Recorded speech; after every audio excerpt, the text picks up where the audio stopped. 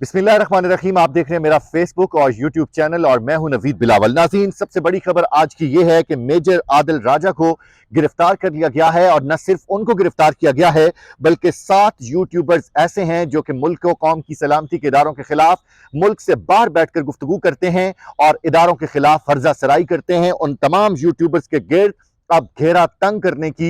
मुकम्मल तैयारी कर ली गई है। सोशल मीडिया पर इदारों के खिलाफ फर्जा सराई करने वाले मेजर आदिल राजा को लंदन में गिरफ्तार कर लिया गया है और इत्तलात के मुताबिक आदिल राजा इदारों के खिलाफ फर्जा सराई करने पर गिरफ्तार किया गया है। आदिल राजा एक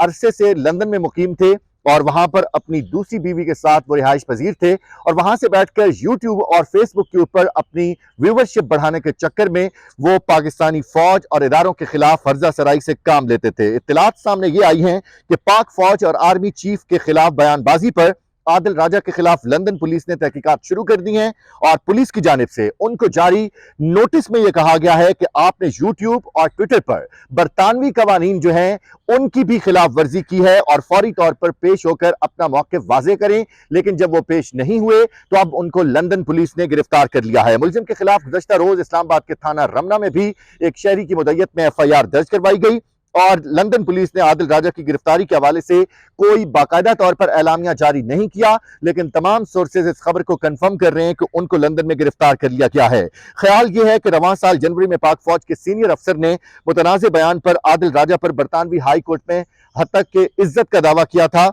और मुकदमा दायर कर दिया था। पाक फौज के साबिक अफसर आदिल राजा ने पाक फौज के हाजिर सर्विस ब्रिगेडियर के खिलाफ PTI के खिलाफ इंतखाबी धांधली का इल्जाम लगाया और जनरल रिटायर्ड बाजवा के बारे में भी वो हर्जा सराई से काम लेते थे और उनके ऊपर हॉर्स ट्रेडिंग का इल्जाम लगाया था। बरतानवी अदालत में दायर किए गए मुकदमे में कहा गया कि आदिल राजा ने 14 जून 2022 को हाजिर सर्विस फौजी अफसर के खिलाफ मुहिम का आगाज किया और बहुत सारे मौके ऐसे थे कि जहां पर वो अपनी हुदूद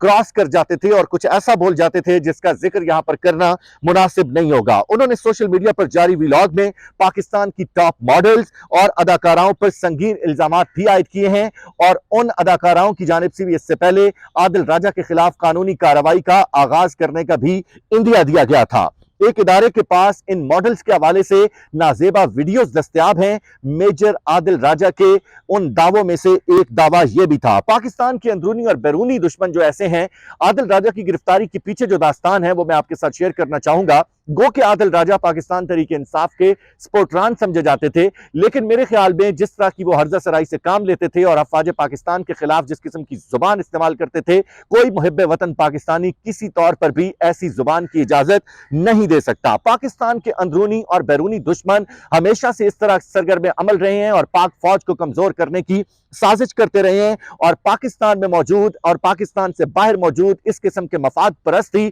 हमेशा उनका टारगेट होते हैं और वो ऐसे लोगों की तलाश में होते हैं। आदिल राजा भी एक ऐसा शख्स था जिसने नफरत का बीज बोया और अफवाज पाकिस्तान के खिलाफ वो जुबान इस्तेमाल की जो कि काबिल कदगन है। बदनाम करने के लिए सर तोड़ कोशिशें की उसने पाकिस्तान के रियासती इदारों को और मेजर आदिल राजा जो बाहर बैठकर चंद डॉलर्स कमाने के लिए यूट्यूब के ऊपर अपनी व्यूअरशिप को बेहतर करने के लिए, फेसबुक के ऊपर अपनी व्यूअरशिप को बेहतर करने के लिए अपनी दूसरी बीवी सबीन कियानी के साथ लंदन में मुकीम था और वो जब उसने नोट किया कि इस बात का अब ट्रेंड जोर पकड़ रहा है कि अफवाज पाकिस्तान के खिलाफ आप बात करें और उसके बाद आप यूट्यूब और फेसबुक के ऊपर वायरल हो जाएं, तो उसके बाद उसने ये तरीका अपनाया और वहां पर बैठकर एक मुनज़्ज़म साजिश और मुनज़्ज़म मुहिम का उसने आगाज किया हुआ था। आपको मैं ये भी बताता चलूं कि पाकिस्तान के अंदर बहुत सारे नापुख्ता ज़ेन नौजवान इस किस्म के हैं कि जब कोई सहाफ़ी मुल्की मसाइल के ऊपर बात कर रहा होता है और वो खुसूसन अफवाज पाकिस्तान के खिलाफ बयानबाजी करता है तो उन नापुख्ता नौजवानों को यह लगता है कि शायद ये सबसे अच्छा सहाफ़ी है और ये हकायक के ऊपर बात कर रहा है। हालांकि अफवाज पाकिस्तान हो या किसी भी मुल्क की फौज हो, वो उस मुल्क के दिफा के लिए सबसे ज्यादा जरूरी होती है। आप अपने मुल्क में बैठ के या अपने मुल्क से बाहर बैठकर अपनी फौज के खिलाफ उसको कमजोर करने की साजिश नहीं कर सकते और ना ही ये कोई आम जुर्म है। सस्ती शोहरत के भूखे राजा आदिल और उसकी शातिर बीवी को जब सियासी मफाद परस्तों ने सोशल मीडिया पर थोड़ा बढ़ावा दिया तो राजा आदिल पाकिस्तान दुश्मन अनासिर का मंजूर नजर बन गया اور اب تو معاملات یہاں تک آپ پہنچے تھے کہ کچھ ہی دن پہلے کی بات ہے کہ بھارتی را ایجنسی کے کچھ اہلکاروں کے ساتھ عادل راجہ نے لندن میں ملاقات کی اور پاکستان کے خلاف منصوبہ سازی کی۔ عادل راجہ ایک مفرور قبضہ مافیا اور اشتہاری شخص ہے جو اس وقت پاکستان کے سیکیورٹی اداروں کو کئی قسم کے کیسز میں مطلوب ہے۔ نادرا نے بھی پولیس کی درخواست پر عادل راجہ، طیب فاروق اور کاشف شکور کے شناختی کارڈز کو بلاک کیا ہوا ہے اور اس طرح کورٹ بھی عدالت کے سامنے پیش کرنے کا حکم جاری کر چکی ہے اور ان مجرمانہ سرگرمیوں کی عکاسی ہے۔ آپ کو اسی حوالے سے بتائیں کہ شہری ماجد محمود کی جانب سے اسلام آباد کے تھانہ اپارہ میں صابر شاکر، محیط پیرزادہ سمیت 4 افراد کے خلاف بغاوت اور دہشت گردی کے مقدمے میں 9 مئی کو ویڈیو پیغامات کے ذریعے فوجی تنصیبات پر حملوں کے لیے اکسانے کا الزام بھی عائد کیا گیا ہے۔ یہ وہ لوگ ہیں، 9 مئی کا واقعہ جس دن پیش آیا جب عوام نکلی اور افواج پاکستان کے خلاف نعرے بازی کر رہی تھی، تو یہ لوگ اپنے یوٹیوب چینلز کے اوپر ان کے اوپر الزام ہے کہ یہ اپنے یوٹیوب چینلز کے ذریعے لوگوں کو